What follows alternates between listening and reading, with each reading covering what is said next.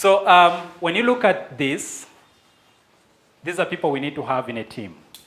Now, at the center, at the core, you know, core is usually used to mean the center. The core are the people that we need in each business for it to succeed.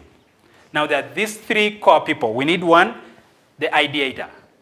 This is the kind of person who is usually coming up with ideas, how to improve the business, how to improve this. You know, this person has flow of ideas so much. Each business needs to have that kind of person.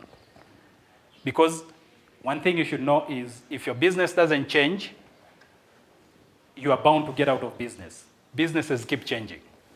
Because people change. The world changes.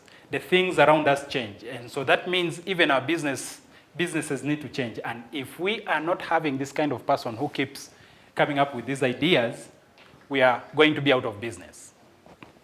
Secondly, we need the promoter. This is the person who can go out, talk to people, and tell them about this business and actually get money coming in. So this person can be the promoter or the sales. And then thirdly, the person who's looking at the money. Now, each business needs to have those core people.